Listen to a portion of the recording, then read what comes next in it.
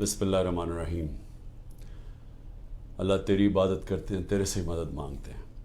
میرے پاکستانیوں، اب تک 9 مئی سے اب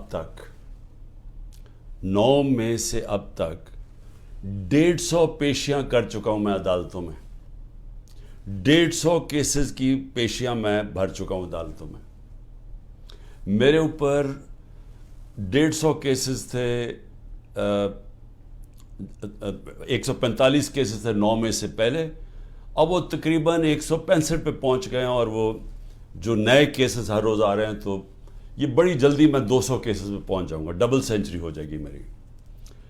اور صرف گھر سے نکلتا ہوں، عدالتوں میں پیشی کر کے پھر گھر واپس آتا ہوں۔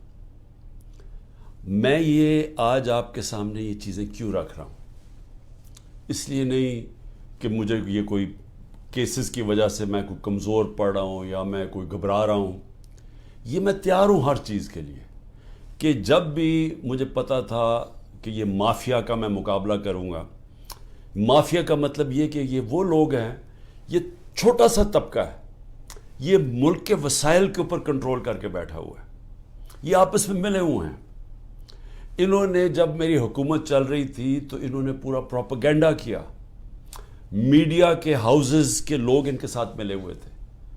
اب وہ ذرا دور دیکھ لیں، کیونکہ اللہ الحق ہے، وہ تو اب اکنامک سروے جو کہ ہر سال معیشت کے اوپر ایک سروے پبلش ہوتا ہے، اکنامک سروے آف پاکستان، اس کے اندر واضح لکھا ہوا ہے کہ ہمارا دور کدھر سے شروع ہوا، کیا حالات تھے ہمارے، سب سے بڑا بیرونی خسارہ، اس کے بعد کرونا کے 2 سال آ گئے، ساری دنیا میں تباہی مچی اس کی، اس سب میں سے نکل کے یعنی آخری 2 سال میں جو ہماری حکومت کی پرفارمنس تھی وہ اس ملک کی تاریخ میں 2-3 دفعہ ہی ہوئی ہے، اور وہ جب ہوئی ہے تو اس وقت ڈالرز آ رہے تھے امریکہ کے، کیونکہ ہم امریکہ کی مدد کر رہے تھے، یا وہ ایوب خان کے دور میں سیٹو سینٹو، یا پھر ضیاء الحق کے دور میں جو افغان جہاد تھی، اور یا پھر وار آن ٹیرر جو مشرف کے دور میں تھی۔ اس کے علاوہ سب سے بہترین پرفارمنس تھی۔ لیکن آپ اخبار پڑھیں، میڈیا دیکھیں، کہتے جی ہم نے میڈیا کے اوپر کوئی پابندیاں لگائی تھیں، یا آپ صرف اٹھا کے میڈیا دیکھیں کہ کس طرح کی ہمارے اوپر تنقید ہو رہی تھی اور پروپیگنڈا کیمپینز چل رہی تھی۔ اور اب آج کل کے میڈیا پہ آ جائیں کہ پوری طرح میڈیا کا منہ بند کیا ہوا ہے، عمران خان کا نام نہیں لے سکتے، سوائے کہ اس کے خلاف اس کی کردار کشی کی کیمپین ہو، اس کے علاوہ عمران خان کا کوئی پازیٹیو نام نہیں لے سکتے۔ اور وہ سارے بڑے بڑے جو جہاد کرنے والے تھے آزادی رائے میں، وہ سب چپ کر کے بیٹھے ہوئے ہیں اور اس کا حصہ بنے ہوئے ہیں۔ تو میں یہ کیوں کہہ رہا ہوں آج کہ یہ جو میرے اوپر کیسز ہیں اور یہ جو آگے جس طرف جا رہا ہے ملک، میں اس لیے کہہ رہا ہوں کہ اسی وجہ سے آج سے 27 سال پہلے میں نے اپنی انصاف کی تحریک شروع کی تھی، کیونکہ میرا ٹائم ساری دنیا میں گزرا تھا، مغرب میں، برطانیہ میں تو ان کا سسٹم سمجھ گیا تھا، تو میں تو بڑی پہلے اس نتیجے پہ آ گیا تھا کہ جس ملک میں انصاف نہیں ہے، قانون کی حکمرانی نہیں ہے، رول آف لا نہیں ہے، وہ ملک ترقی نہیں کر سکتا، وہاں خوشحالی نہیں ہے۔ میں اس نتیجے پہ پہنچ گیا تھا، اور اسی لیے میں نے پھر 27 سال پہلے اپنی تحریک شروع کی انصاف کی۔ اور آج میں صرف آپ کے سامنے یہ بتانا چاہتا ہوں کہ یہ دیکھ لیں کہ جب طاقتور فیصلہ کرتا ہے اس ملک میں، تو کیونکہ وہ قانون کے اوپر ہے، وہ ہر قسم کا ظلم کر سکتا ہے کمزور پہ۔ اب یہ سب کچھ ہو رہا ہے کہ کہیں عمران خان گھٹنے ٹیک کے ہمارے پاس آ جائے کہ سر جو آپ کہتے ہیں میں تیار ہوں، بس اس کے لیے ہر قسم کا حربہ استعمال کیا جا رہا ہے، ہر قسم کا، میرے پہ بھی نہیں، میرے خاندان کے اوپر، ان کے علاوہ جو تحریک انصاف کے اندر لوگ ہیں جو کھڑے ہیں آج، ان سب کے اوپر اب یہ گزر رہی ہے، ان کے گھروں کے اوپر۔ یعنی میں بار بار بتا چکا ہوں، میں کبھی نہیں سمجھتا تھا کہ میں اپنے ملک میں یہ حالات دیکھوں گا کہ چلیں گھر توڑ دیا، بزنسز بند کر دیں، رات کے 3 بجے گھر میں گھستے ہیں 30-40 پولیس والے، اور اپنے منہ کور کر کے گھستے ہیں۔ یہ بھی ذرا سوچیں کہ کئی شلوار قمیض یعنی عام کپڑوں میں آتے ہیں، پولیس کی وردیوں میں نہیں آتے، لیکن کلیشنکوفس پکڑ کے عام گھروں میں آ جاتے ہیں، وہاں بچے ہوتے ہیں، وہ کئی بچوں کے اوپر کیا گزرتی ہے وہ جب دیکھتے ہیں. اعظم سواتی کے پوتیوں کے سامنے اس کو، بیوی کے سامنے اندر گھس کے رات کے 3 بجے اس کو مارا، سب کے سامنے دیکھ رہے ہیں اس کو مارتے ہوئے، ایک 75 سال کے آدمی کو. اور صرف اس کی غلطی تھی کہ طاقتور بادشاہ سلامت کے اوپر ایک ٹویٹ کر دی کہ باجوہ صاحب شکریہ آپ نے NRO2 دیا ان چوروں کو، اس کے اوپر. یعنی یہ حال ہے یہاں کہ سینیٹر کو بھی نہیں بخشا، وہ آدمی جو اپنی کمائی کر کے باہر سے پاکستان آتا ہے اس کو بھی نہیں بخشا. یہ بھی نہیں دیکھا کہ بیوی، اس کی بیوی تھی، اس کے پوتے تھے، ان کو بھی نہیں دیکھا، سب کے سامنے مارنا شروع کر دیا اور پھر جا کے ننگا کر کے ٹارچر کیا. یہ صرف ایک طاقتور دہشت پھیلا رہا ہے. اور وہی طاقتور جب وہاں جاتا ہے کہ یورپ کے اندر، تو وہاں جب اس کو کچھ کہتا تو چپ کر کے ایسے کر کے معصوموں کی طرح بیٹھ جاتا ہے. یہاں کیونکہ طاقت کی حکمرانی ہے تو یہ جو مرضی چاہے کر سکتے ہیں. تو اس کا اعظم سواتی کے علاوہ جو لوگوں سے کیا جا رہا ہے، میں کتنی مثالیں دیتا ہوں لوگوں کے گھروں میں گھس کے یہ جو کرتے ہیں. لیکن جو عورتوں سے کرتے ہیں، یہ میں ابھی تک مجھے اس کی میرا ذہن مانتا نہیں ہے کہ ہمارے معاشرے میں عورتوں سے کیسے کوئی کر سکتے ہیں. اور یعنی میرے اوپر آپ اچھا کیسز ذرا سنیں، اب کیسز کیا ہے عمران خان کے اوپر. میں بتا بیٹھا ہوں کہ جی کیسز یہ ہیں، 9 میں سب کو پتہ ہے کہ 9 میں پکڑ کے مجھے انہوں نے جیل میں بند کر دیا. میں تو 3-4 دن مجھے پتہ ہی نہیں کیا ہو رہا تھا، کیونکہ مجھے نظر بند تھا، مجھے تو کوئی ٹی وی، نہ خبریں، نہ موبائل فون. وہ جب میں سپریم کورٹ میں پہنچا تو اس سے پہلے مجھے وکیلوں نے تھوڑا سا بتایا اور پھر چیف جسٹس صاحب نے بتایا. وہ پہلی دفعہ مجھے پتہ چلا کہ ہوا کیا ہے. اور مجھے تب بھی پوری سمجھ نہیں آئی کہ اس کے پیچھے کیا ہم کر سکتے تھے، کیا ہوا، کچھ انتشار ہوا، کون سے ہمارے لوگوں نے جا کے توڑ پھوڑ جلایا. وہ تو مجھے آہستہ آہستہ پتہ چلا کہ ہوا کیا. اور پتہ چلا کہ پورا پلان بنا ہوا تھا. یہ پلان کے تحت فالس فلیگ آپریشن، یعنی پہلے وہ اس طرح مجھے اٹھایا اور اس کے بعد پھر پہلے پتا تھا کہ ریاکشن آنا، اور اس سے یہ جو جلانا گھرانا اور یہ کیا، اور اس کی آڑ کے اندر سارے لوگوں کے اوپر بند کر دیا اور میرے اوپر کیسز کر دیے. میں جب جیل میں ہوں تب میرے اوپر کیسز کرنے شروع کر دیے کہ جی میرے کہنے پہ ہوا سب کچھ. ایک سٹیٹمنٹ نہیں ہے. 27 سال میں مجھے ایک سٹیٹمنٹ بتایا کہ میں نے کبھی کسی کو کہا ہو کہ آپ توڑ پھوڑ کریں. ہمیشہ میں نے کہا قانون کے بیچ میں رہے. ہر جگہ میں نے قانون کی پابندی کی ہے. جب مجھے لگا انتشار ہوا، میں نے اپنی پارٹی کو پیچھے ہٹایا. جب ہماری پارٹی کراچی میں بننے لگی، مجھے لوگوں نے کہا جی کہ جب تک ملیٹنٹ آپ کا ونگ نہیں ہوگا، آپ MQM کے سامنے کھڑے نہیں ہو سکتے، کوئی آپ کی پارٹی نہیں جوائن کرے گا، کیونکہ MQM سے تحفظ چاہیے تھا. میں نے کہا ہم پارٹی نہیں بنائیں گے، لیکن ہم نے ملیٹنٹ ونگ نہیں بنانا. ہمیشہ یہ 27 سال سے میری ہمیشہ یہ فلسفی تھی کہ ہم نے پرامن اور آئین کے بیچ میں رہنا ہے. میری آج اب تک کرکٹ کے اندر دیکھ لیں، جب میں کیپٹن تھا ساری دنیا ریسپیکٹ کرتی تھی کہ عمران خان وہ ہے جو نیوٹرل امپائر لے کے آیا.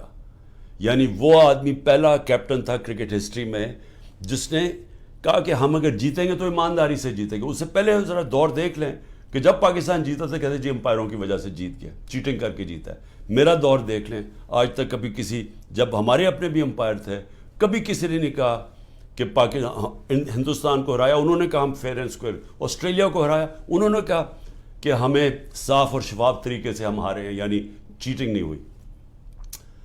تو میں یہ جو کہہ رہا ہوں کہ کیسز میرے اوپر آپ ذرا سن لیں کیا کیسز ہیں کہ جی میرے دہشت گردی، ایک کوئی مظاہرہ ہوتا ہے الیکشن کمیشن کے باہر، میں گھر میں بیٹھا ہوں میرے اوپر دہشت گردی کا پرچہ ہو گیا. اسی طرح میں جب جیل میں ہوں اور مجھے کیا پتا تھا کیا ہو رہا ہے، وہ میرے اوپر دہشت گردی کے پرچے ہو گئے. میری یہ جو کیس ہے میرے اوپر القادر کا، یہ کیس کیا ہے؟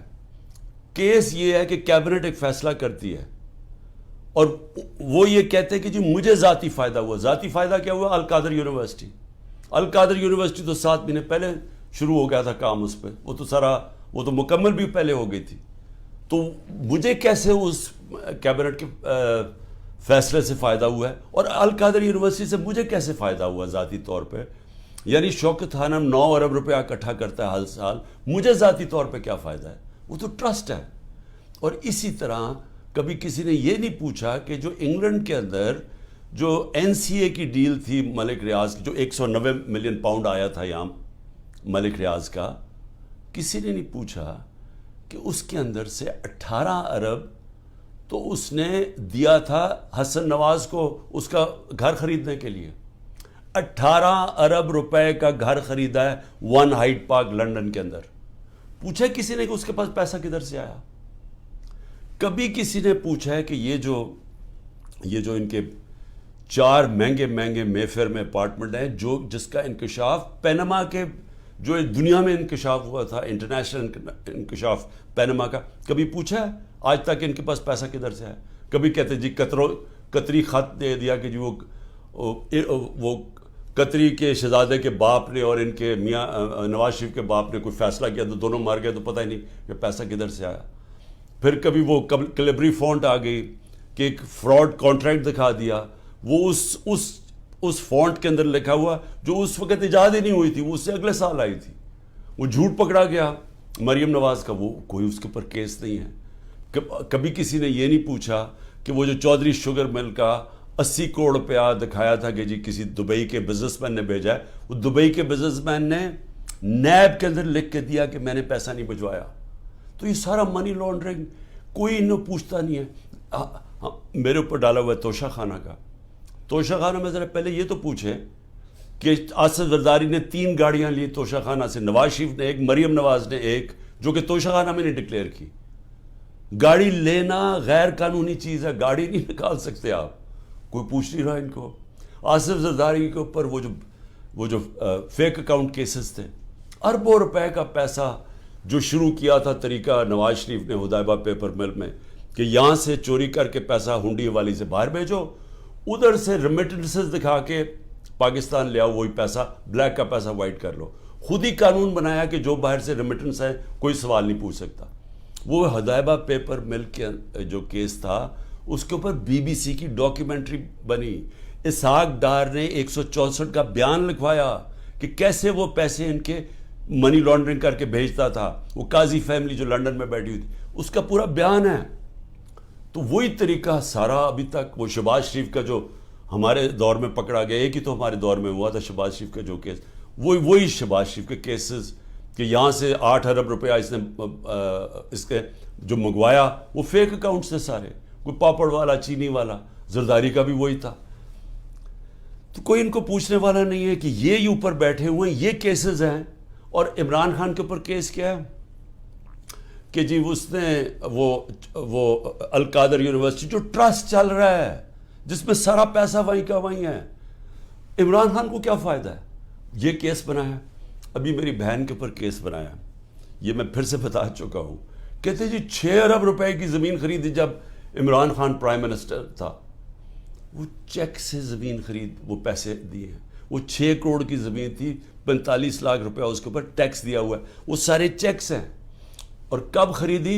جب عمران خان پرائم منسٹر نہیں تھا، جب حمزہ شریف چیف منسٹر تھا، اور جب یہ شہباز شریف پرائم منسٹر تھا، یہ تب زمین سارا چیکس کے اوپر ہے۔ اس طرح کے کیسز بنائے ہوئے ہیں۔ اب کیسز نئے بنتے جا رہے ہیں کہ جی جس نے بھی کوئی کچھ کیا وہ کہتا ہے جی کہ عمران خان کا بھی نام ڈال دو، تو ہر روز کو نیا کیس آ جاتا ہے۔ میں صرف آپ کو یہ اس لیے چیزیں بتا رہا ہوں کہ یہ المیہ پاکستان کا، کیوں وہ بیچارے جو کشتی میں جن لوگوں سے پوچھیں رشتہ داروں سے جو گریس میں یہ کشتی میں ہمارے کوئی 300 پاکستانی بیچارے ڈوبے ہیں، ان سب نے کیا کہا کہ ہمیں کوئی امید ہی نہیں نظر آ رہی، پاکستان میں ہمارے کوئی چانس ہی نہیں اپنے آپ کو اوپر لے جانے کا۔ یعنی وہ لوگ اس ملک سے امید چھوڑ کے بیچارے یہ نکل رہے ہیں، پیسے دیتے ہیں، قرضے اکٹھے کر کے نکلتے ہیں یہاں سے۔ یہ وہ لوگ ہیں، کیونکہ یہاں جو طاقتور ہے وہ جو مرضی کر لے، اس کو یہاں کا پاکستان کا انصاف کا نظام نہیں پکڑتا۔ اور یہ ہمارے سامنے اب بیٹھے ہیں سارے دن دناتے ہوئے، 30 سال سے جو ایک دوسرے کو چور کہہ رہے تھے، آج سارے اوپر بیٹھے ہوئے ہیں، کوئی ان کے اوپر کیسز نہیں ہے، ختم ہو رہے ہیں ان کے کیسز۔ کیس کس کے اوپر کر رہے ہیں؟ ان لوگوں کے اوپر جن کی پوری कोशिश थी कि इस मुल्क में कानून की बालादस्ती लेके आएँ। ये जो लोगों के ऊपर जुल्म किया जा रहा है, जो जेलों में भरे हुए हैं, जो हमारे कारकुन हैं, इस गर्मी के अंदर छोटे छोटे कमरों में खाना बाहर से ले जाने नहीं देते, उनको इस तरह कर रहे हैं जैसे कि कोई दुश्मन मुल्क के लोग हैं, अपने लोग ही नहीं हैं, बल्कि दुश्मन मुल्क के लोगों से ये भी नहीं करना चाहिए। तो ये सारा कुछ साबित ये करता है पाकिस्तान में कि जब तक हम इस मुल्क के अंदर अपना इंसाफ का निज़ाम नहीं ठीक करते, जब तक ताकतवर इसी तरह जुल्म करता रहेगा कमज़ोर पे, इसी तरह हमारे गरीब लोग यहाँ से मुल्क से कोशिश करेंगे ये किश्तियों में बाहर जाना, क्योंकि यहाँ रोज़गार मिलना नहीं है। जब तक हम इंसाफ का निज़ाम नहीं ठीक करते, यहाँ सरमायाकारी नहीं होने लगी, सरमायाकारी नहीं होगी, नौकरियाँ नहीं मिलेंगी, और नौकरियाँ जब नहीं मिलेंगी तो यही हालात होंगे, गुर्बत बढ़ती जाएगी, बेरोज़गारी बढ़ती जाएगी, जो बढ़ रही है पाकिस्तान में। और जो ताकतवर है वो अपना पैसा बाहर रखेगा। ये सारों का, ये जो मैंने नाम आपको बताए इन बड़े बड़े ख़ानदानों के, सबका पैसा बाहर पड़ा है। इनको कोई फ़र्क नहीं पड़ा कि रुपया गिरता है, महंगाई होती है, इनको फ़र्क ही नहीं पड़ता, डॉलर्स में पैसे पड़े हुए हैं मुल्क से बाहर। तो मैं आज अपने पाकिस्तानियों को जो आपको पैगाम देना चाहता हूँ वो ये कि देखें, ये जो इस वक्त हम जिधर खड़े हैं, ये असल में है हमारे मुस्तकबिल की जान, ये हमारी हकीकी आज़ादी की जंग है। मैं फिर से आपको बता दूं कि हकीकी आज़ादी इंसाफ से आती है, रूल ऑफ लॉ से आती है। जब तक मुल्क पे इंसाफ नहीं होता, रूल ऑफ लॉ नहीं होता, और उसका भी मतलब बता दूं कि ताकतवर और कमज़ोर के लिए एक कानून जब तक नहीं आता। बरतानिया के अंदर प्राइम मिनिस्टर को इसलिए निकाला गया, बोरिस जॉनसन को, कि जो कानून सब के लिए बनाए हुए थे उसके ऊपर वो फॉलो नहीं कर रहा था, और वो सिर्फ उसने एक गेट टुगेदर की थी, चोरी नहीं की थी, सिर्फ गेट टुगेदर की थी कि सोशल डिस्टेंसिंग थी कोरोना के दौर में, और उसने उसके ऊपर अमल नहीं किया। उसके ऊपर प्राइम मिनिस्टर निकला। हमारा यहाँ देख लें कि ऊपर अभी एक टेप, जो ऑडियो टेप आई है, उसमें क्या शहबाज शरीफ कह रहा है कि मरियम के दामाद के लिए उसकी हाउसिंग सोसाइटी है, तो ग्रिड स्टेशन लाजमी होता है, जो हाउसिंग सोसाइटी बनाए वही ग्रिड स्टेशन बनाता है, और वो कह रहा है कि मरियम कह रही है कि वो सरकारी तौर पे बने। यानी 70 करोड़ रुपए का आवाम को नुकसान पहुंचा रही है टैक्स के पैसे पे, ताकि दामाद का 70 करोड़ रुपया बच जाए। ये उसके कॉन्वर्सेशन में कह रहा है, और वो उसका प्रिंसिपल सेक्रेटरी कह रहा है फिक्र ना करें जी, ये हम कर देंगे। यानी मुल्क को 70 करोड़ रुपए का नुकसान पहुंचाएंगे, और इनको, ये जो ऊपर ख़ास क्लास बैठी है, उसको फ़ायदा पहुंचाएंगे। तो इसलिए ये जो हमारी तहरीक है, ये पाकिस्तानी हो, ये आपके मुस्तकबिल की तहरीक है, ये हकीकी आज़ादी की तहरीक है। इसमें आपने ना घबराना है, ना दिल छोड़ना है। सबसे ज़्यादा प्रेशर तो मेरे ऊपर है, केसेस के ऊपर केसेस, जान को ख़तरा लेता, लेकिन मैं तो खड़ा हूँ और आप सबको भी खड़ा होना चाहिए। आप सबको ये समझना चाहिए कि ये अगर हम इस वक्त अपनी जद्दोजहद से पीछे हटे तो ये हमारे बच्चे हमें कभी माफ़ नहीं करेंगे। इस मुल्क का मुस्तकबिल ख़त्म हो जाएगा। इसलिए ये अब है जहाद, ये पॉलिटिक्स नहीं है। मैं सारे पाकिस्तानियों को कह रहा हूँ कि ये जो ऊपर कब्ज़ा ग्रुप बैठा हुआ है और ये जुल्म करके लोगों को डरा के हमें ग़ुलाम बना रहा है, ये इस जहाद के अंदर आपने किसी सूरत पीछे नहीं हटना। मैं फिर से आपको कहता हूँ, पीछे हट गए, मुल्क का मुस्तकबिल क्या?